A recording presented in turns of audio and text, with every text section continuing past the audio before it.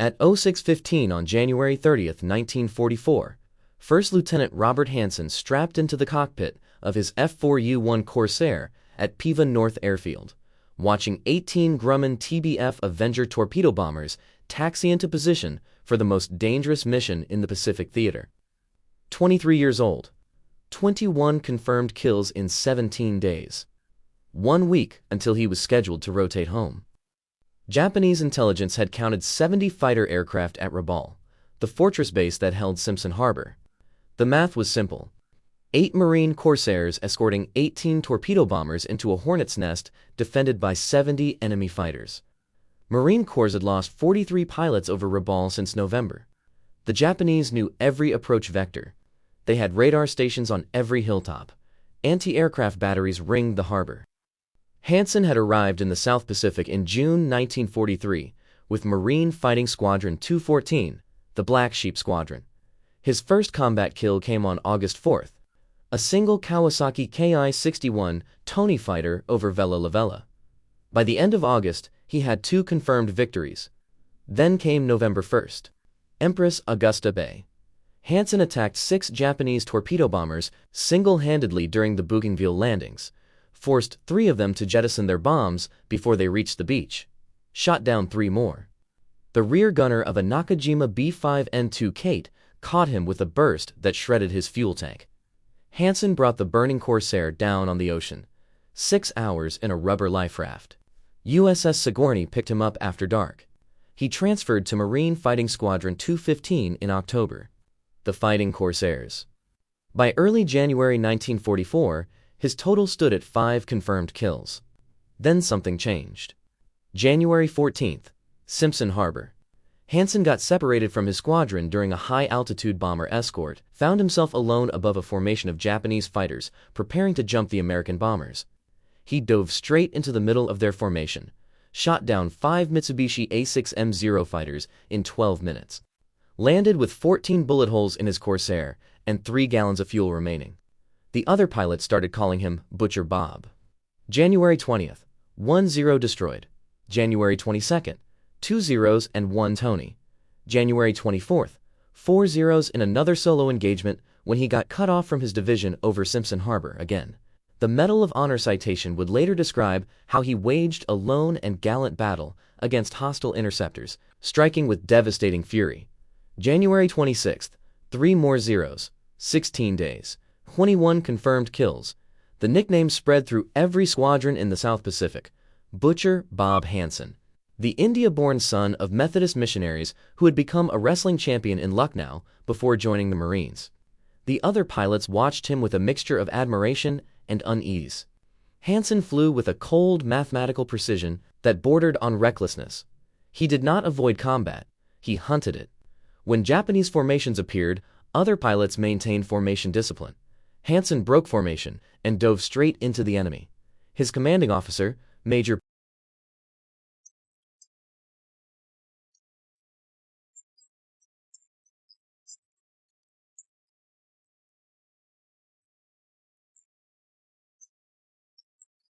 Intelligence reported a major Japanese convoy movement near Rabaul.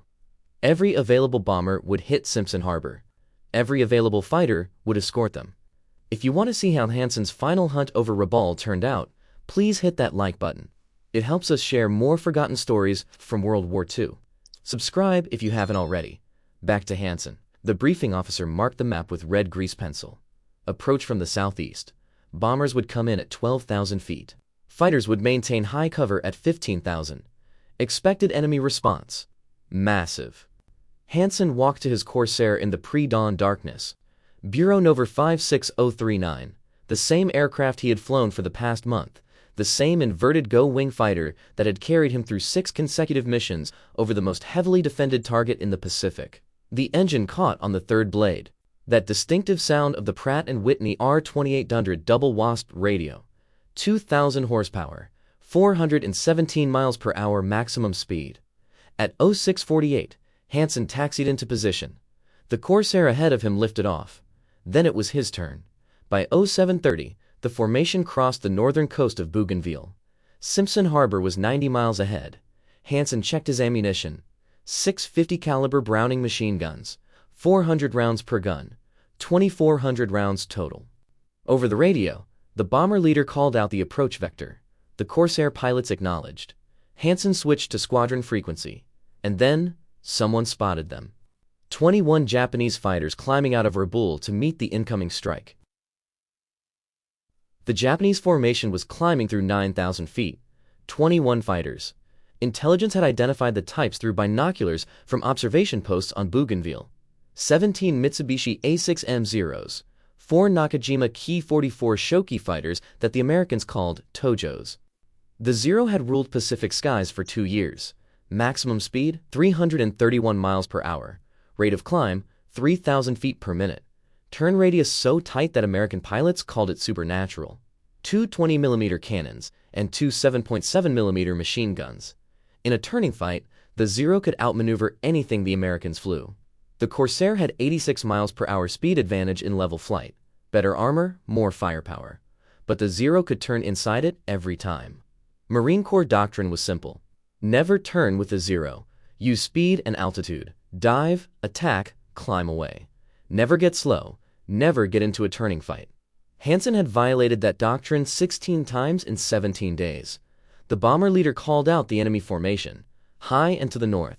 The 8 Corsair pilots acknowledged. Standard doctrine said maintain formation, protect the bombers, let the enemy come to you. Hanson rolled inverted and dove. The other 7 Corsair pilots held position with the bombers. They had seen Hanson do this before. He would slash through the enemy formation, disrupt their attack, force them to break formation and pursue him instead of the bombers. It was tactically sound. One fighter sacrificing positioning to scatter 21 attackers, draw them away from the vulnerable torpedo bombers. It was also statistically suicidal. Hanson was diving alone into a formation 21 times his number. The mathematics of combat said he would be dead in 90 seconds. The Corsair accelerated through 400 miles per hour in the dive. Hanson picked his target, the lead Zero in the formation. Standard tactic, kill the leader. Scatter the formation. At 800 yards, the Japanese pilot spotted him. The formation began to turn. Too late. Hanson had altitude and speed. The lead Zero was growing larger in his gun sight. 600 yards. 500. The Zero was turning hard left, trying to evade. 400 yards. Hanson pressed the trigger. All 6 50 caliber machine guns opened fire. The convergence pattern was set for 300 yards. At that range, all 6 streams of bullets would intersect at a single point. The tracers walked into the Zero's fuselage. The fighters shuddered. Pieces flew off the engine cowling. Black smoke poured from the engine. The Zero rolled over and went into a spin. 1 down, 20 remaining. Hanson pulled out of the dive at 5,000 feet. The Corsair's speed carried him through the Japanese formation before they could react. He reversed course and climbed. The Japanese formation had broken. 15 fighters were turning to pursue Hanson. 6 were continuing toward the bombers. The tactical goal was achieved. The formation was scattered. The bombers had breathing room. But now, Hanson had 15 Japanese fighters on his tail. The closest Zero was 400 yards behind him and closing. The Corsair was faster in level flight, but Hanson was climbing. The Zero climbed faster. The distance was shrinking. 350 yards. 300. At 280 yards, the Zero opened fire. Tracers streaked past Hanson's canopy. 1 round punched through the vertical stabilizer. Another hit the left wing root. Neither strike was critical. Hanson pushed the throttle to maximum power. The Pratt & Whitney screamed. The Corsair was producing every ounce of thrust the engine could deliver, but he was still climbing. The Zero was still closing. At 240 yards, Hanson snap-rolled right. The Zero tried to follow, could not match the roll rate. Hanson completed the roll and dove again. The Zero followed, but now, the geometry had changed. The Zero was behind Hanson, but no longer in a favorable firing position. Hanson was diving again, building speed again. The separation increased. 260 yards. 300. Hanson leveled off at 3,000 feet, pulled back on the stick. The Corsair climbed vertically. 4,000 feet. 5,000. 6,000. The airspeed was bleeding off. 300 miles per hour. 280. 260. At the top of the climb, Hanson rolled inverted and looked down. 14 Japanese fighters were below him in a loose formation, searching. The Japanese formation was scattered across 5,000 feet of altitude. They had lost sight of Hanson during his vertical climb. Some were circling at 3,000 feet. Others had climbed to 7,000. The tactical discipline had collapsed. They were no longer a formation. They were individual hunters searching for prey. Hanson had altitude advantage again, 7,000 feet above the lowest group of Japanese fighters. In aerial combat, altitude was life. The pilot with altitude could choose when to engage, could dive to attack or climb to escape. He rolled right and dove on the nearest zero. The Japanese pilot never saw him coming. Hanson's dive brought him in from the 6 o'clock high, the blind spot. By the time the Zero pilot detected the threat, Hanson was at 300 yards and firing. The 650 caliber machine guns fired at a combined rate of 4,800 rounds per minute, 80 rounds per second. At 300 yards, with proper convergence, those 80 rounds per second concentrated into a space smaller than a bathtub. The Zero disintegrated. The right wing folded upward, the fuselage broke in half. Pieces tumbled through the sky. No parachute appeared. 2 down, 19 remaining. But now every Japanese pilot knew exactly where Hanson was, a lone Corsair diving through their formation. Tracers converged from 3 directions. Hanson pulled hard left. The G-forces crushed him into a seat. 4 Gs, 5. The edges of his vision went gray. 3 Zeros were pursued. Hanson leveled off and accelerated. 400 miles per hour. 410. The Zeros could not keep pace. The distance opened. 500 yards, 600. But 4 more Zeros were climbing to cut him off. They had anticipated his escape vector. Hanson saw them at 800 yards, climbing from below and ahead.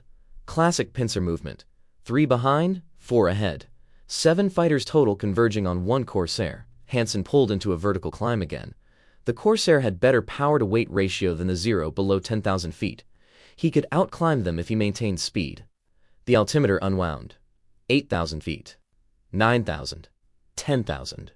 The 4 Zeros ahead were still climbing to intercept. They were at 11,000 feet. Hanson was at 10,500 and climbing. The geometry was closing. 700 yards. 600. 500. At 450 yards, both formations opened fire simultaneously. Tracers filled the space between them. Hanson's rounds hit the lead Zero in the engine. The Japanese fighter rolled left and fell away trailing smoke. 3 down. 18 remaining. But return fire from the 3 remaining Zeros ahead stitched across Hanson's Corsair. 1 round punched through the instrument panel. Glass exploded across the cockpit. Another round hit the right wing, tearing a 2-foot hole in the fabric-covered control surface. A third round hit the armor plate behind Hanson's seat. The plate held. Hanson rolled inverted and dove again. The 3 Zeros ahead tried to follow, could not match his roll rate. He came out of the dive heading south at 390 miles per hour. The Japanese formation was reforming below him. 15 fighters. They had given up the scattered pursuit. Now they were forming a defensive circle. Standard Japanese tactic. Mutual support. Any attacker diving on one fighter would immediately come under fire from the others in the circle. Hanson climbed to 12,000 feet. Circled the Japanese formation at a distance. Evaluating. The bomber strike on Simpson Harbor was complete. The TBF Avengers were heading back toward Bougainville. The other 7 Corsairs from Hanson's squadron were with them. The mission was accomplished. The bombers were safe. Tactical doctrine said Hanson should disengage, rejoin the bombers, escort them home. He had already shot down 3 enemy fighters, disrupted their attack, protected the strike force, but 15 Japanese fighters were still airborne, still a threat to any American aircraft in the area. Hanson checked his ammunition counter. He had fired approximately 800 rounds, 1,600 rounds remaining, enough for 2 more extended engagements. He rolled the Corsair over and dove toward the Japanese circle. The Japanese defensive circle was rotating counterclockwise at 8,000 feet, 15 fighters maintaining spacing of approximately 200 yards between each aircraft. Standard Imperial Navy doctrine, developed in China, refined over New Guinea. When one fighter came under attack, the fighter behind would immediately have a clear shot at the attacker. American pilots called it the Loveberry Circle, a death trap for any fighter that committed to an attack on a single target. The mathematics were brutal. Engage one fighter, get shot by the next one in the circle. Hanson dove toward the circle from 12,000 feet. 4,000 feet of altitude advantage. Speed building through 420 miles per hour. But this time, he was not targeting a single fighter. He was targeting the geometry of the circle itself. At 1,000 yards from the circle, Hanson adjusted his dive angle. Instead of diving through the circle perpendicular to its rotation, he dove at a tangent. His attack vector was aligned with the circle's direction of rotation. He would pass through the formation, moving in the same direction as the Japanese fighters, not against them. The relative closure rate dropped from 800 miles per hour to less than 200. At 600 yards, the Japanese pilot spotted him. The circle began to break. Too late. Hanson was already firing. His 6 machine guns targeted the nearest Zero. The convergence point was perfect. The Zero's cockpit disintegrated. The fighter went inverted and fell. 4 down, 17 remaining. Hanson pulled out of his dive inside the circle. Instead of climbing away, he rolled level and accelerated along the same path as the rotating fighters. He was now part of their formation, flying with them, not against them. The tactical geometry had inverted.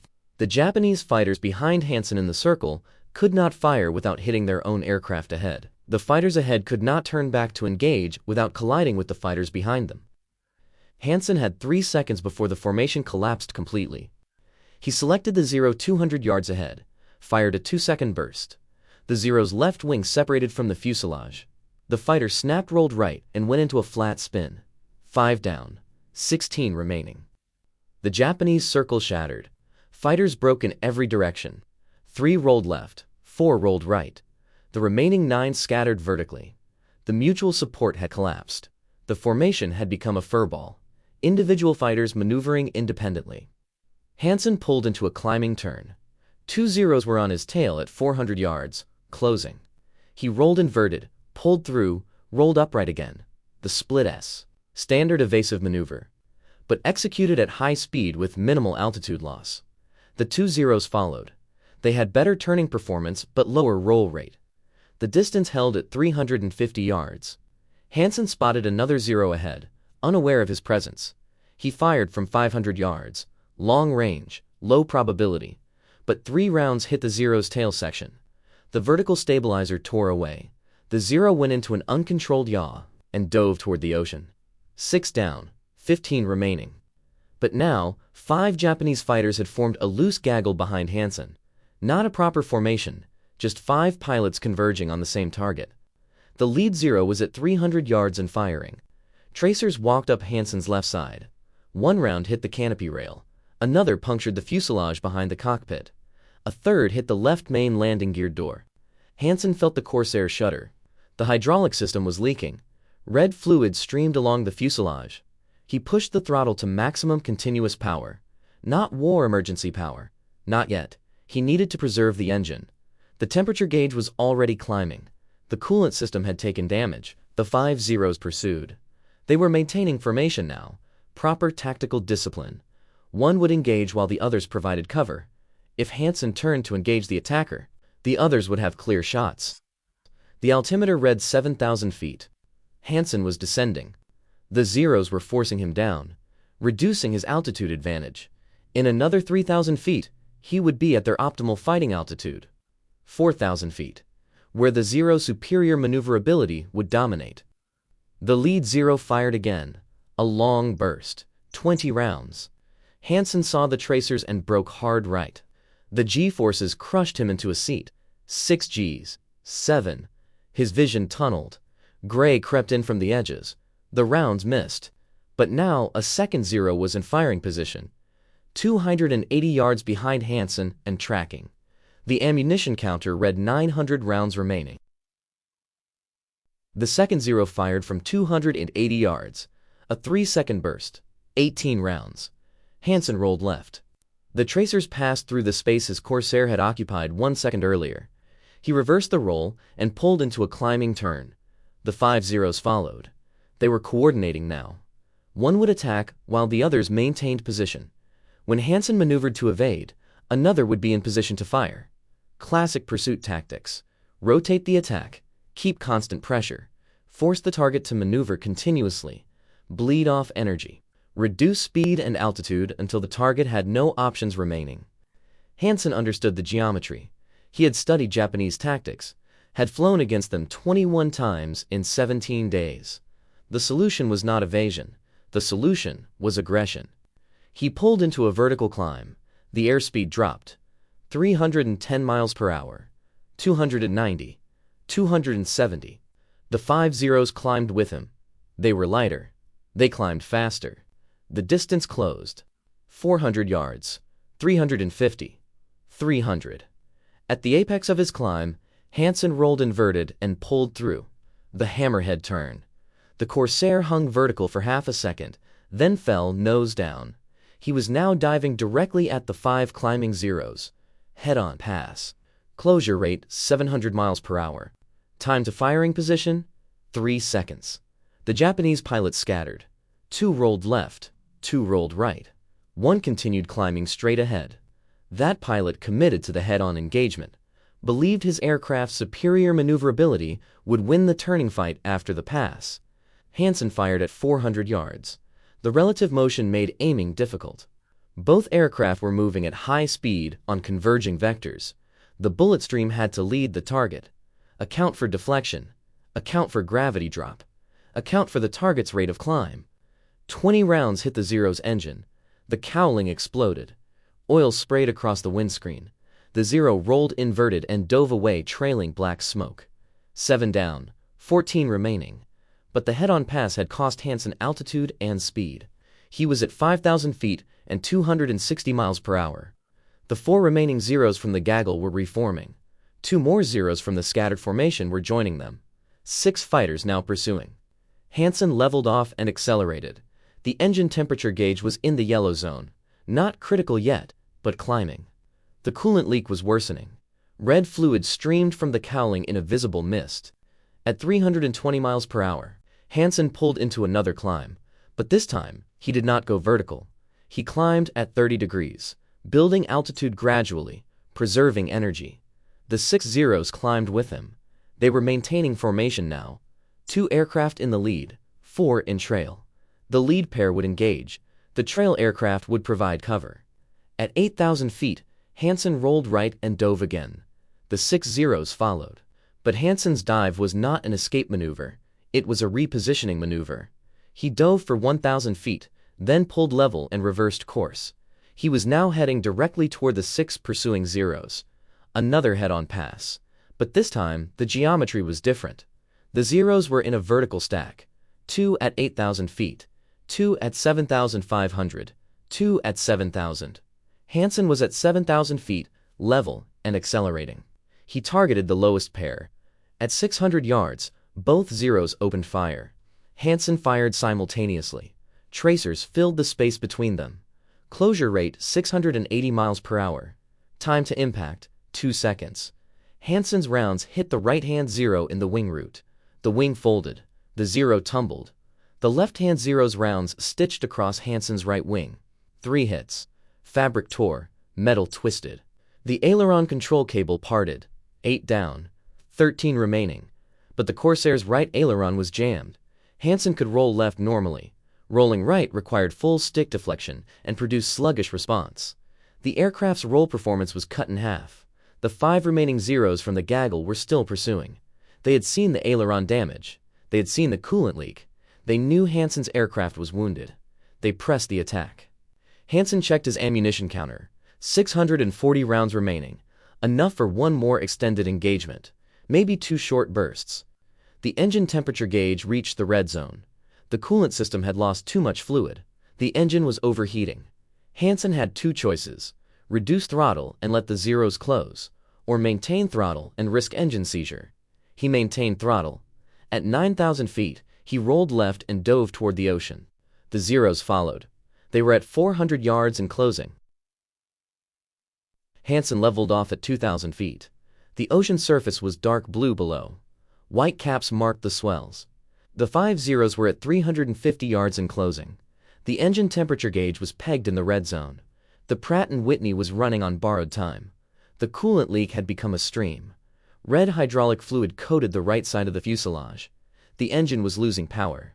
Maximum speed had dropped from 417 miles per hour to 390.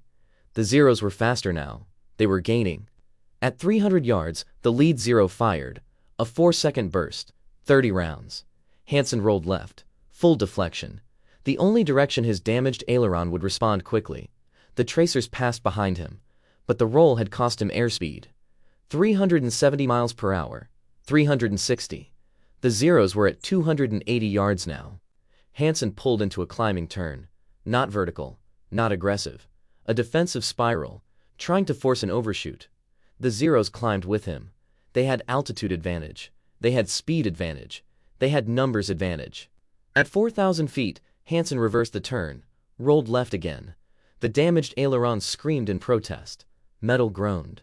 The control cable was fraying. 2 Zeros overshot. Passed in front of Hanson's nose. He fired a 1-second burst at the nearest one. 50 rounds. The Zero's tail section shredded. The fighter went into a flat spin. 9 down. 12 remaining. But the burst had cost him ammunition. 590 rounds remaining. The gun camera was recording everything. But gun camera footage required confirmation. Wreckage. Witnesses. Without confirmation, kills became probables. Probables did not count toward official scores. The remaining 4 Zeros from the immediate gaggle had reformed. 2 on his left, 2 on his right. Bracket formation. Classic trap. If Hanson turned left, the right pair had a shot. If he turned right, the left pair had a shot. If he continued straight, both pairs converged. Hanson pulled vertical again. The airspeed bled off. 300 miles per hour. 280. 260. The Corsair was wallowing. The controls felt mushy. The damaged aileron was affecting overall control authority. At the apex of the climb, Hanson rolled inverted and dove. But this time, his dive was not toward the Zeros. It was toward Bougainville. Southeast. Away from Rabaul. Away from the combat zone. The tactical decision was made. He could not continue the engagement. The aircraft was too damaged. The engine was failing. The ammunition was nearly expended. Continuing the fight meant certain death. The 4 Zeros pursued. But Hanson's dive had given him separation. 400 yards. 450. 500. At 600 yards, the Zeros broke off pursuit. They turned back toward Rabaul. Japanese doctrine did not favor extended pursuits. Fuel was limited. The base was behind them. Chasing a single damaged Corsair southeast was tactically unsound. Hanson maintained his southeast heading. Airspeed, 340 miles per hour. Altitude, 3,000 feet. Distance to Bougainville, 87 miles. Flight time at current speed, 15 minutes. The engine temperature gauge remained in the red zone. The needle was pressed against the maximum reading. Oil pressure was dropping. 70 pounds per square inch. 65. 60. Normal operating pressure was 85. At 55 pounds per square inch, the engine would seize. The connecting rods would fail. The pistons would lock. The propeller would stop. The aircraft would become a glider with a 30-to-1 glide ratio. From 3,000 feet, that meant 3 miles of glide distance. Not enough to reach Bougainville. Hanson reduced throttle slightly. The engine temperature dropped 2 degrees. The oil pressure stabilized at 58 pounds. Not climbing, not falling. Holding. The airspeed dropped to 310 miles per hour. Flight time increased to 17 minutes. The oil pressure held at 58 pounds. Below, the ocean was empty. No ships, no rescue vessels, no friendly aircraft. If the engine failed, Hanson would ditch in open water. The rubber life raft was still in its compartment behind the seat. The survival radio was functional. But the nearest American position was Bougainville, 85 miles ahead. He checked the fuel gauge, 90 gallons remaining. Consumption rate at reduced throttle was 40 gallons per hour. Flight time to Bougainville at current speed, 17 minutes. Fuel required, 11 gallons. Margin, 79 gallons. The fuel was adequate. The engine was the problem. At 10 miles from Bougainville, the oil pressure began dropping again. 58 pounds. 56. 54. The engine was failing. The bearings were running dry. Metal was grinding against metal. Hanson could see the coast of Bougainville ahead. Green jungle, white beaches. The airfield at Piva North was visible. The runway. The dispersal areas. Safety. The oil pressure reached 50 pounds. The engine began to knock. A deep, rhythmic hammering. The number 4 cylinder was failing. At 5 miles from Piva North, Hanson transmitted on emergency frequency. His transmission was brief. Aircraft damaged. Engine failing. Request priority landing. The tower acknowledged immediately. The oil pressure read 42 pounds. The engine was hammering violently now, multiple cylinders misfiring. The propeller was windmilling unevenly. The entire airframe vibrated. Hanson dropped his landing gear manually. The hydraulic system had failed completely. He pulled the emergency gear extension handle. 3 green lights appeared on the panel. All 3 landing gear locked down. The hydraulic failure had not affected the mechanical backup system. He crossed the coast at 1,000 feet. The airfield was 2 miles ahead.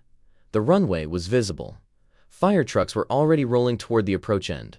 Standard procedure for damaged aircraft. The oil pressure dropped to 38 pounds. The engine seized. The propeller stopped. The hammering ceased. The Corsair became a glider. Rate of descent 800 feet per minute. Distance to runway threshold 1 mile. Altitude 900 feet. Time to impact 67 seconds. Hanson adjusted his glide path. The mathematics were simple. Too steep and he would undershoot. Too shallow and he would overshoot. The margin was less than 2 degrees. At 500 feet, he was aligned with the runway centerline. Rate of descent 700 feet per minute. Airspeed 110 miles per hour. The Corsair's stall speed was 87 miles per hour with gear down. He had 23 miles per hour margin. At 200 feet, the approach was stable. At 100 feet, Hanson pulled back slightly on the stick. Flared the descent. The main gear touched down 140 feet past the threshold. Perfect. The tail wheels settled. The Corsair rolled to a stop 800 feet down the runway. Fire trucks surrounded the aircraft. Ground crews swarmed over it. Hanson shut down all systems and climbed out. The Corsair looked like it had flown through a metal shredder. 47 bullet holes. The right aileron was hanging by 2 cables.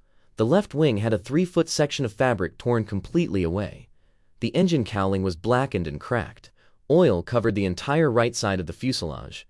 The vertical stabilizer had 6 holes. The rudder had 4 more. The ground crew counted the holes, photographed the damage, marked each impact point with chalk. Standard procedure for damaged aircraft. The photographs would go into the maintenance log. The damage assessment would determine whether the aircraft could be repaired or would be written off. The intelligence officer arrived with a clipboard. He interviewed Hanson on the flight line. Standard debriefing procedure. How many enemy aircraft encountered? How many engaged? How many destroyed? How many probable? How many damaged? Hanson reported 9 enemy aircraft destroyed.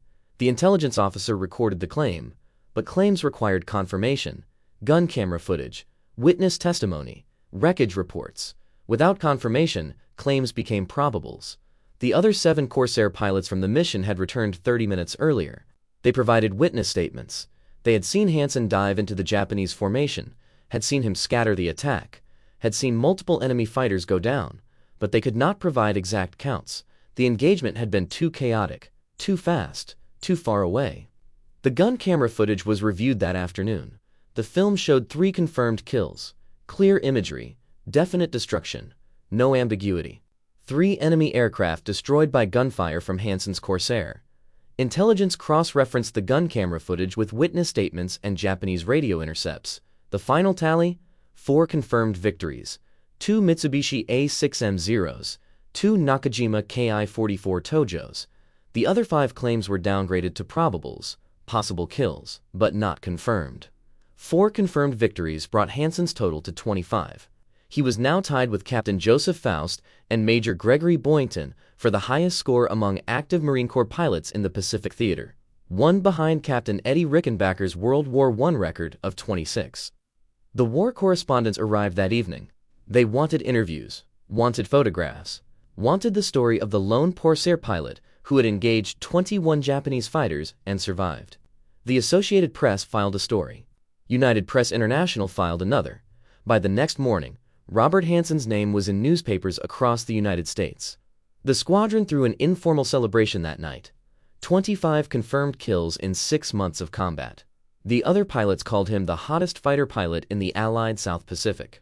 Major Owens presented him with an unofficial certificate. top-scoring Corsair pilot in theater. But Major Owens also pulled Hanson aside, reminded him he was scheduled to rotate home in 9 days. February 10th, transport ship to Pearl Harbor, then stateside. The tour was over. No more missions, no more combat. Time to go home and train new pilots. Hanson acknowledged the order, thanked Major Owens, walked back to his tent. 3 days later, on February 3rd, Hanson volunteered for a mission to Rabaul. February 3rd, 1944, began with clear skies over Bougainville. The mission briefing was routine. 8 F4U Corsairs would escort 18 TBF Avenger torpedo bombers to Tabera airfield near Rabaul, strike the runway, destroy parked aircraft, return to base. Hanson was not scheduled to fly. His tour was over. He was supposed to be processing out, packing gear, preparing for the transport ship that would leave in 7 days. But one of the scheduled pilots had developed severe stomach problems during the night, food poisoning. The squadron needed a replacement. Hanson volunteered. Major Owens tried to refuse, told Hanson he had done enough. 25 confirmed kills, Medal of Honor pending, Navy Cross awarded, time to go home. Hanson insisted. The squadron was short 1 pilot. He was available. He was qualified. The mission needed 8 Corsairs. He would fly. Major Owens authorized the mission. Bureau number 56039 had been repaired, the engine replaced, the aileron fixed, the bullet holes patched. The Corsair was airworthy again. At 0720, the formation departed Piva North. The route was familiar. Northeast across Bougainville Strait, north past New Ireland, final approach from the southeast. The bombers would strike at 0900. The strike went perfectly. The Avengers dropped their bombs on Tabera airfield. Secondary explosions indicated fuel storage hits. The Corsair escort engaged 15 Japanese fighters. 3 enemy aircraft were shot down. No American losses. The formation turned southeast for the return flight. The route home would pass Cape St. George, the southern tip of New Ireland. A prominent lighthouse stood on the cape. Japanese intelligence used it as an observation post. Anti-aircraft batteries surrounded the position. Radar installations dotted the hillside. As the formation passed over Kabanga Bay, Hanson broke formation. He dove toward Cape St. George. The lighthouse was visible below, white tower, black top, clear target. The other pilot saw him go, called on the radio. Hanson did not respond. He was committed to the attack. At 1,000 feet, Hanson opened fire. The 650 caliber machine guns raked the lighthouse. Stone chips exploded from the tower. Windows shattered. The Japanese anti-aircraft batteries responded immediately. 25mm guns, 40mm guns, tracer fire filled the air. Hanson pulled up from the strafing run. His right wing hit the water. The impact was catastrophic. The wing tore away from the fuselage. The Corsair cartwheeled. Hanson tried to level the aircraft. The remaining wing generated lift. The Corsair climbed briefly, 50 feet, 100 feet. Then the fuel in the separated wing ignited. A massive fireball. The blast wave hit the cockpit. The canopy shattered. The fuselage twisted. For 1 second, it appeared Hanson might execute a controlled water landing. The Corsair was nearly level. The descent rate was decreasing. Then the aircraft snap-rolled inverted and hit the ocean at 140 miles per hour. The Corsair disintegrated on impact. Pieces scattered across 200 yards of ocean surface. The fuselage sank immediately. No parachute appeared. No life raft deployed. No survival radio transmission. Major Owens circled the crash site for 15 minutes, saw only wreckage and an oil slick. The VMF 215 War Diary entry for February 3rd was brief. Lieutenant Hanson did not return from this hop. Robert Murray Hanson was 23 years old. 1 day before his 24th birthday, 7 days before his scheduled return to the United States, he was posthumously promoted to captain, awarded the Medal of Honor, the Navy Cross, the Air Medal. His name was inscribed on the wall of the missing at Manila American Cemetery. A destroyer, USS Hanson, was commissioned in his honor in 1945. In 1968, the Marine Corps Aviation Association established the Robert M. Hanson Award, given annually to the best Marine fighter attack squadron. The award continues today.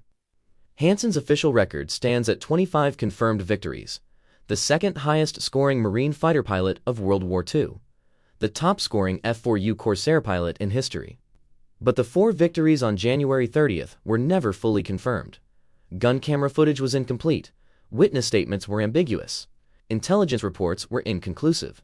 Some historians believe his actual total was higher, perhaps 27, perhaps 29. The exact number will never be known. What is known is this. On January 30th, 1944, one Marine pilot in one F4U Corsair engaged 21 Japanese fighters over Rabaul. He scattered their formation, protected 18 torpedo bombers, shot down at least 4 enemy aircraft, returned to base with a failing engine and 47 bullet holes. 4 days later, he was dead. If this story moved you the way it moved us, do me a favor. Hit that like button. Every single like tells YouTube to show this story to more people. Hit subscribe and turn on notifications. We're rescuing forgotten stories from dusty archives every single day. Stories about pilots who fought alone over Pacific waters. Real people, real courage, real sacrifice. Drop a comment right now and tell us where you're watching from. Are you watching from the United States? United Kingdom? Canada? Australia? Our community stretches across the entire world. You're not just a viewer, you're part of keeping these memories alive. Tell us your location. Tell us if someone in your family served. Just let us know you're here. Thank you for watching. And thank you for making sure Robert Hanson doesn't disappear into silence. These men deserve to be remembered. And you're helping make that happen.